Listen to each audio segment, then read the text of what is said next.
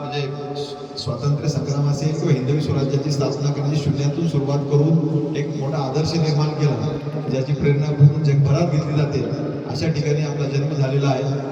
आणि या ठिकाणी आता जे काही स्पोर्ट्सच्या बाबतीत त्यांनी थोडीशी सांगितलं, तर मी आता वाघ साहेबांची माझी काही ओळख नव्हती. पूर्व कलेक्टर साहेबांकडे एका मिटिंगमध्ये त्यांची माझी ओळख झाली आणि ज्या पद्धतीनं वाघ साहेब कलेक्टर साहेबांकडं पाठपुरावा करत होते आणि त्याचा रिझल्टही दिसला. मी पूर्वी या ठिकाणी आलो होतो, विधानसभा बंदोबस्ताची स्ट्रॉंग रूम या ठिकाणी होती, त्यावेळेस या ठिकाणी आलो होतो. परंतु या ठिकाणी या परिसरात एवढं मोठं इंडोरचं स्टेडियम आहे आणि ते गेल्या 2019 पासून कोविडच्या कामासाठी मे बी बंद होतं. त्यावेळेसच्या गरजा असतील म्हणून ते घेतलं असेल, परंतु गेली 4-5 वर्ष झालं ते बंद होतं. आणि वाघ साहेबांनी कलेक्टर साहेबांकडे पाठपुरावा करून कलेक्टर साहेबांनी एका मिनिटात आदेश दिला की नाही ते पूर्ण खाली करा.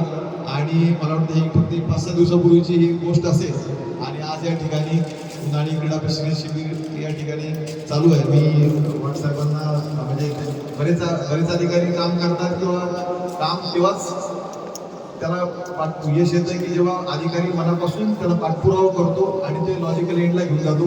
की वाघ साहेबांनी गेल्या 5 दिवसातच मी बघितलं, त्यामुळे आज मला ॲक्च्युली महत्त्वाच्या मीटिंग्स होत्या, तरी सुद्धा त्यांनी मला फोन केल्यानंतर मी आवर्जून त्यांच्या शब्दाचा मान ठेवून या ठिकाणी आलो.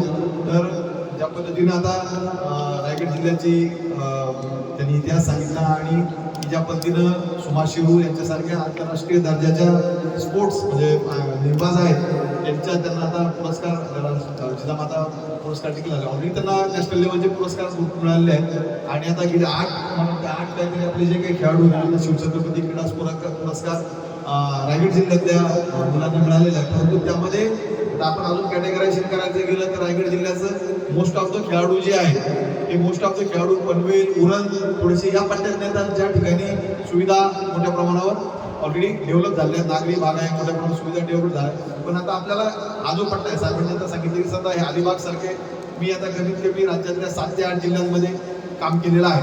परंतु ह्या टाईपच्या जवळपास हार्ट ऑफ द सिटी जवळपास 9 एकराचे ह्या ग्राउंड आहे, स्विमिंग टँक आहे, ट्रॅक आहे, इंडोर स्टेडियम आहे, ह्या चांगल्या सुविधा या ठिकाणी उपलब्ध आहेत. त्याला चांगल्या पद्धतीनं कलेक्टर साहेबांचाही पूर्णपणे वाघ साहेबांना पाठिंबा आहे. तर चांगल्या पद्धतीनं त्या ठिकाणी इन्फ्रास्ट्रक्चर फॅसिलिटी असतील, कारण ते साहेब बोलत होते साहेब आपल्याला ट्रॅक जो आहे तो आपल्याला सिंथेटिक करणं गरजेचं आहे. कारण आपल्याला जर राष्ट्रीय किंवा राष्ट्रीय आंतरराष्ट्रीय दर्जाचे ऑलिम्पिकच्या लेवलचे आपल्याला खेळाडू जर तयार करायचे असतील, त्या पद्धतीने आपल्याला सुविधा देणं गरजेचं आहे. आपण ज्या वयात आहात त्या वयात आपल्याला या गोष्टी तितक्या समजणार नाहीत. ज्यावेळेस आम्ही आपल्या वयात होतो त्यावेळेस असे स्पोर्ट्स शिबिर वगैरे असं काय असतं असे आम्हाला कोणती कल्पना नव्हती. आम्ही आपलं सुट्टी लागली की मामाच्या गावाला जायचं आणि तिकडं फक्त मजा करायची, खेळायचं, काय करायचं. परंतु हे एवढंच आम्हाला माहीत होतं. त्यामुळे परंतु आपण सुदैव आपण म्हणजे एकदम भाग्यवान आहात की या ठिकाणच्या सुविधा या ठिकाणी डेव्हलप आहेत. त्याचं चांगल्या पद्धतीनं म्हणजे केवळ खेळाडू डेव्हलप करताना ना की त्याला खेळ तो फक्त तो राज्यापर्यंत गेला पाहिजे, ना की तो त्याला तयारी करताना अगदी ऑलिम्पिक लेवलचा खेळाडू त्या ठिकाणी तयार होईल या दृष्टीनं प्रयत्न क्रीडा विभागाचे असले पाहिजे. आणि त्याच पद्धतीनं वाघ साहेबांचं विजन आहे, कलेक्टर साहेबांचाही त्याला पूर्णपणे पाठिंबा आहे.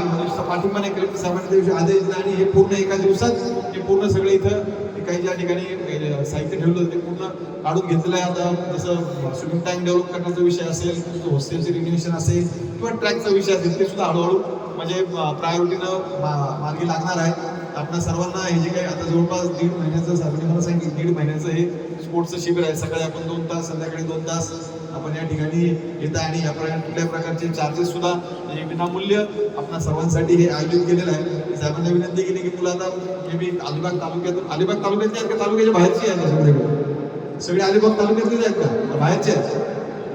सगळे अलिबाग तालुक्यातलेच मुलं मुली आपले खेळाडू आहेत. तर यांना या ठिकाणी शक्य असेल त्यांनाही बाकी बऱ्याच गोष्टी असतात. फंड्स अशी गोष्ट आहे की ज्याचं काही म्हणजे पैशाचं सुख आणता येत नाही असं म्हणतात. तर त्या पद्धतीनं तरी त्यांचे प्रयत्न चालू आहेत की सकाळ संध्याकाळी काही आपले स्नॅक्स वगैरे नाश्ता वगैरे आपल्यासाठी काही आयोजित करता आला तर त्यांच्या पद्धतीने त्यांचे प्रयत्न चालू आहेत. परंतु त्यांनी एकदम चांगली सुरुवात या ठिकाणी केलेली आहे. आपण सुद्धा मन लावून आता सगळ्यांनी आपण याचा फायदा घ्या.